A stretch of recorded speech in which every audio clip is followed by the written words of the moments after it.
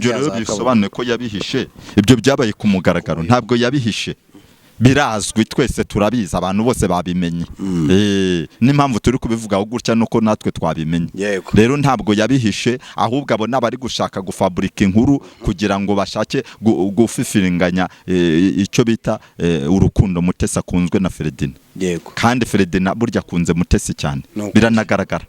Yanabishizemo neza. Ariko se koko nkawe nyine uvuga ati mvugana n'Imana, iyo witegereje ubona ko ari we Imana yamugeneye noneho. Oya, niwe yamugeneye. Kuko urumva nimba benshi bari kuvuga bati ntibikibaye, biramera nk'ibya kera, wowe uyu munsi ukaba uri kuvuga ati nibyo nahanuye, kandi bavuga bati n'ubutwikose. Oya, baravuga ati nibyo, ariko wenda bishobora kudakomera. Imana yamaze kubikomeza kimara kujya mu rukiko. Buriya kira kintu kiba ari ikintu gikomeye.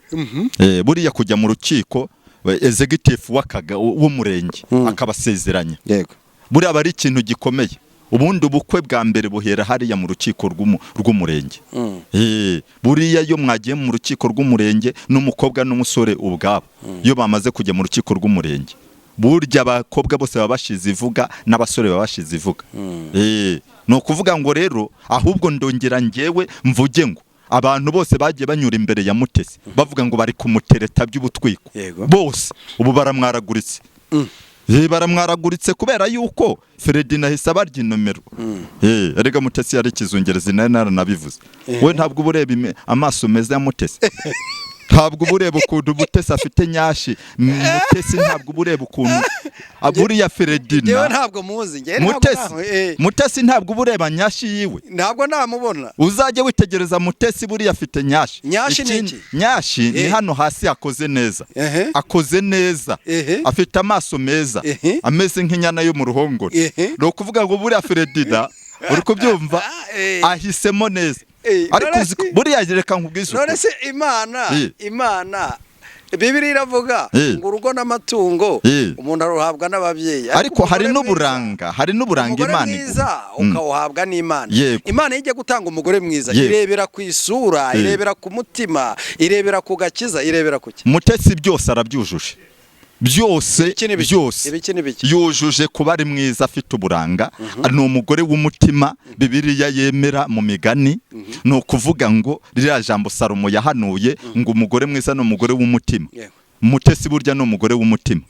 Ahubwo Mutesi nuko yere yaragiye yihurira n'ibintu by'ibizazane bigenda bimurwanya nyine mu rushako rwiwe. Ariko uyu munsi wa none ndifuza neza yuko rwose noneho muzabukuru ha Mutesi buriya arahabonye.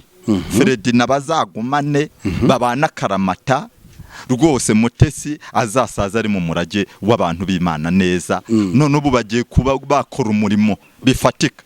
Ariko ndongera kubwira abahanuzi b'abanyamashyari b'abanyamashyari nk'abantu, urugero nshobora gutanga nk'urugero nk'umuntu witwa Nibishaka. Hari ibintu yigeze kuvuga akajya fuhira Gerard cya gihe ngo Mutesi yihereye Gerard za shokora. Urabizi ko byashyushye icyo gihe biba birebire. Ubwo Nibishaka bagiye aho ngaho akajya sakuza cyane kuri za kamera hano kuri social media avuga ati rwose atubwizo izo shokora uziciye icyubusa ko ati ntabwo ari nge we wakagombye kubuzihaye. Urabizi ko icyo gihe agashya karashyushye ibintu biba birebire. None hari ibiganiro nakomeje kugenda mbona ku social media biri kugenda binasohoka n'umunini Nibishaka arashaka kuvuga ngo burabukwe ntibuzakomera. Kubera iki umuhanuzi nkuriye ashobora guhanurira pasiteri ko ubukwe bwe butazasohora, kandi kugira ubukwe cyangwa se kubaka urugo kwa pasiteri ari iby'igiciro?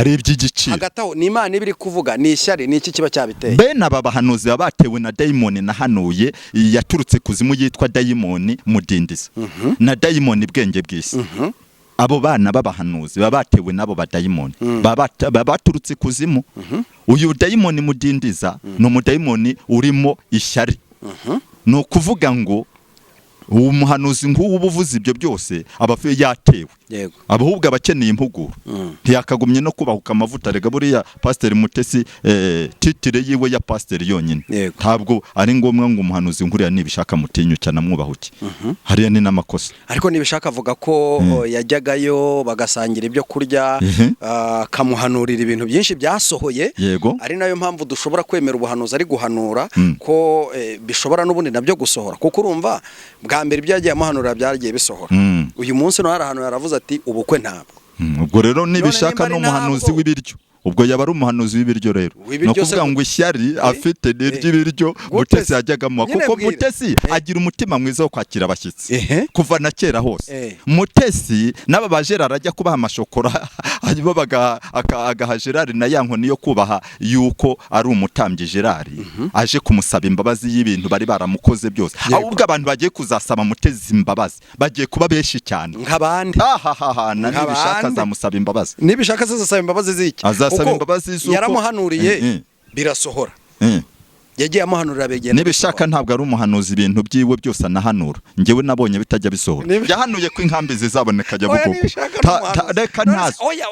Reka icyo cyo ntabwo wakinteramo. Dore turi hano. Nge ndakwereka ibimenyetso byinshi. Nanjye ndakwereka ibimenyetso by'uko ari umuhanuzi. Okay, sawa. Yahanuye inkambi za Nyabugogo yuko hazaba inkambi. Ntabwo yigeze nta nkambi zabonetse. N'abadukurikiye babyumve. Banza usobanure nibishaka bihanuye. Nibishaka yaravuze ngo uri kubyumva, Nyabugogo izamera nk'inkambi. Ntabwo yigeze avuga ngo izaba. Yego. Urumva izamera nk'inkambi abantu batega bataha.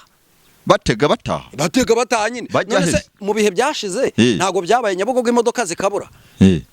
Kugeza ubwo bakuye abantu Nyabugogo bakajya gutegera abajya mu majyepfo n'iburengerazuba. Ikintu yibeshyemo ni ijambo inkambi. Uburyo inkambi ubundi zagize amateka, inkambi zagize amateka mabatari meza. Ntabwo yavuze ko ariko bizaba. Ntabwo yakifuza ko Nyabugogo iba nk'inkambi kubera ko ijambo inkambi ni ikindi kintu.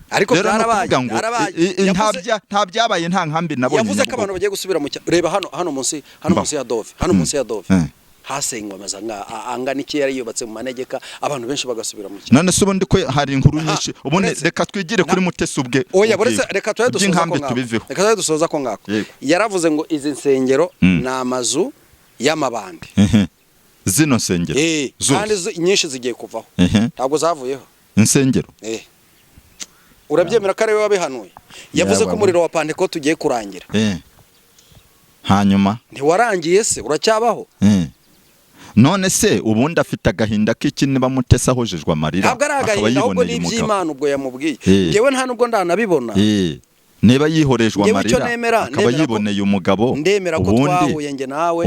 Ubundi nibishaka Theogene yari kuzarongora Mutesi, ntibyari no gushoboka kubera yuko urumva bamaranye. Ntabwo amushaka kuko ni Mutesi. Bamaranye n'igihe arya kuri ibyo biryo bya nabimutegurira, ariko ye kumugirira ishyari niba yiboneye umugabo natuze. Kuba nawe warabihanuye bikaba byasohoye, ntabwo dukwiye kubigira ko nawe uri marayika. Ubu hari ibintu byinshi wahanuye bitari byasohora tugitegereje. Byose ariko ibya mbere barabibonye.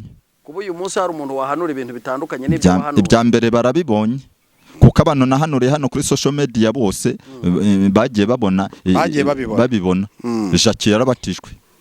Kandi wari wabivuze. Kandi nari nabivuze ati Jacques ugiye gukizwa byanze bikunze. Jacques ubu ngubu yarabatijwe mu mazi menshi. Kugera ikirenge mu cya Yesu rero iyo bakubatije ubupfuye ku byaha ukazukana na Kristo wuburutse mu mazi. Upfupfanye na Kristo ukazukana na Kristo. Ubwo rero Jacques ibyo namuhanuye byarasohoye. Nahanuriye Kayusi yeregwa yambaye imyambaro nk'iy'abagore.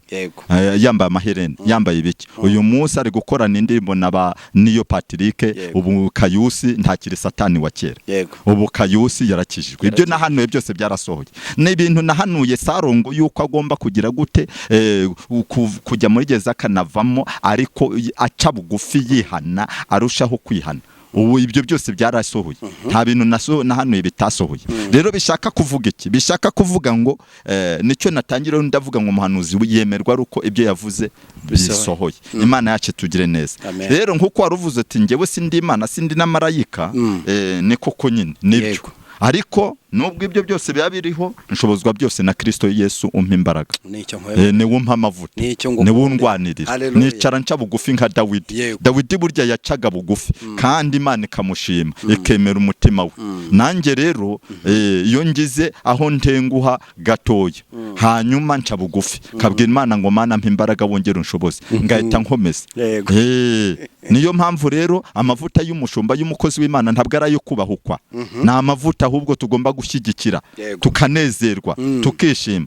Rero njyewe ndacyaha umuhanuzi wese ushobora kuza akavuga ngo ibi bya Mutesi ngo n'ubutwiko ngo ntibizemera, kandi yamaze gusezerana. Tugana ku musozo, message ufite ninje mu byatambutse, message ufite uyu munsi uboneye? Message mfite ni ijambo riri muri Yesaya ibice 50 umurongo wawo wa 7, ijambo rivuga ngo kuko umwami Imana izantabara, ngo nicyo gituma ntamwara ngakomera mu maso hanjye hakamera nk'urutare. Mutesi yarakomeye arihangana, ahura n'imijugujugu, ahura n'intambara nyinshi, ariko uyu munsi agiye gozwa amarira. Haleluya. Haya kotalaba ya shando ya sika ya sobrere, yarihanganye. Hari abantu benshi bahura n'intambara n'ibibazo bakaba basazi bakiruka bakabajyana za Karayesi, ariko Mutesi ntawamujyanye Karayesi. Atabawe ntawamujyanye Karayesi. Bishaka kuvuga ngo imijugujugu yose bamuteye ihindutse ubusa.